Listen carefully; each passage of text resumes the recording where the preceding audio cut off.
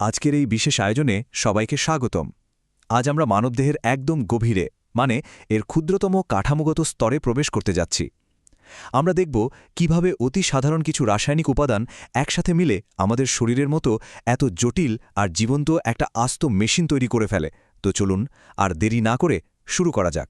আমাদের আজকের সোর্স ম্যাটেরিয়ালটি মানবদেহের একটা দারুণ ব্লুপ্রিন্ট বা নকশা তুলে ধরেছে।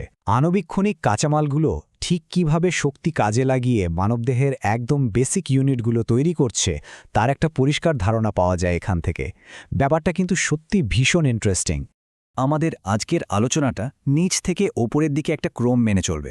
প্রথমে আমরা শরীরের বেসিক ব্লুপ্রিন্ট নিয়ে কথা বলবো, তারপর এর রাসায়নিক ভিত্তি, এরপর মেটাবলিজম বা বিপাক, আর সবশেষে কোষ এবং এর ভেতরের অ্যানাটমি নিয়ে জানব। চলুন আমাদের প্রথম টপিক শরীরের স্ট্রাকচারাল ব্লুপ্রিন্ট বা কাঠামোগত নকশায় ঢোকে পড়া যাক। মানবদেহ মূলত একটা প্রধান নিয়মের উপর চলে, আর সেটা হলো একটা নির্দিষ্ট স্ট্রাকচার বা গঠন কি আর সেটা ঠিক কি কাজ করে তার মাঝখানের ব্যালেন্স। এখানে সবচেয়ে ইন্টারেস্টিং ব্যাপার হলো এর সংজ্ঞাগুলো। খেয়াল করলে দেখবেন অ্যানাটমি বলতে খুব সিম্পলি শরীরের গঠনকে বোঝানো হয়েছে, আর ফিজিওলজি হলো সেটা কিভাবে কাজ করছে তার বিজ্ঞান। এই দুটো জিনিস আলাদাভাবে বেশ জটিল হলেও এরা কিন্তু একসাথে মিলে একটা কমপ্লিট বডি তৈরি করে।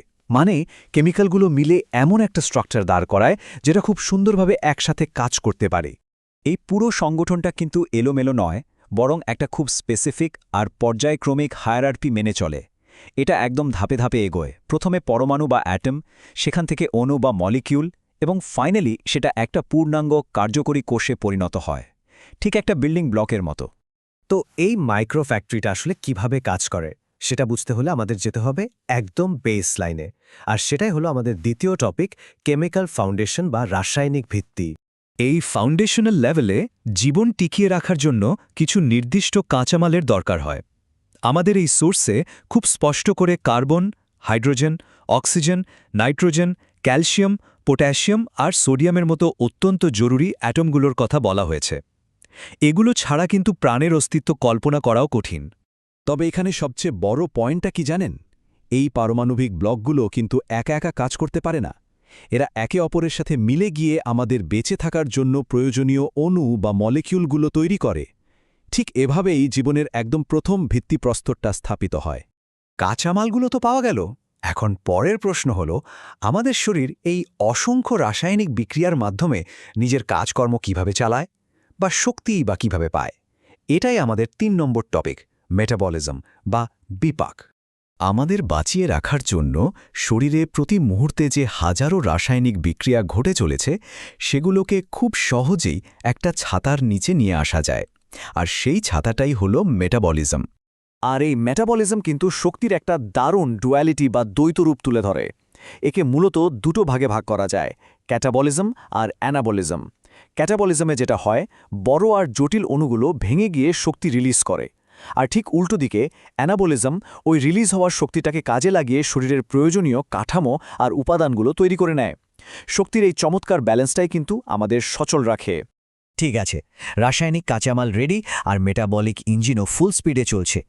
এবার তাহলে শরীরের সংগঠনটা পরের ধাপে কিভাবে যায় সেটা দেখা যাক। আমাদের ৪ নম্বর সেকশন, কোষীয় স্তর। তথ্যসূত্র আমাদের বলছে ওই যে অণুগুলোর কথা আগে বললাম সেগুলো এবার একসাথে জুড়ে গিয়ে সেল বা কোষ তৈরি করে। আর কোষ নিয়ে বিজ্ঞানের যে শাখায় স্টাডি করা হয় তাকেই বলা হয় সাইটোলজি। এখানে একটা অসাধারণ সারসংক্ষেপ দেওয়া হয়েছে। কোষ হলো শরীরের গঠন আর কাজের একদম বেসিক ইউনিট। মানে কোষগুলোকে আমাদের দেহের আণবিক্ষণিক কারখানা বলা যায়। সহজ কথায় কোষ ছাড়া এই মানবদেহের কোনো অস্তিত্বই আসলে সম্ভব না। এই কোষগুলো কিন্তু চুপচাপ বসে থাকে না। ইন্টারসেলুলার ফ্লুইড বা আন্তঃকোষীয় তরলের ভেতর ভেসে থাকা এই কোষগুলো ভীষণ অ্যাক্টিভ।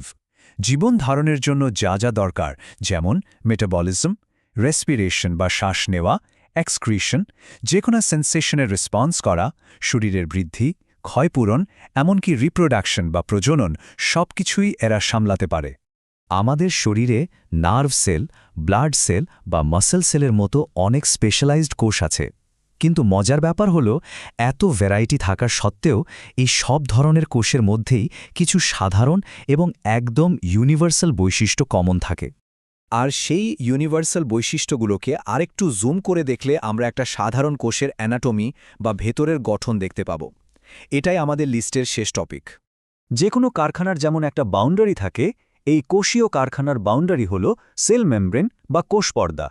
এই পর্দাটা কোষের ভেতরের সব জরুরি জিনিসপত্রকে খুব যত্ন করে আটকে রাখে আর বাইরের পরিবেশ থেকে একদম সেফ রাখে। এই প্রোটেক্টিভ পর্দার ভেতরেই কিন্তু একটা বিশাল কর্মযজ্ঞ চলে। সেখানে অসংখ্য ছোট ছোট স্পেশালাইজড কম্পোনেন্ট আছে, যাদের প্রত্যেকের আলাদা আলাদা কাজ থাকে। বায়োলজির ভাষায় এগুলোকে অফিসিয়ালি বলা হয় অর্গ্যানেল বা কোষ অঙ্গাণু।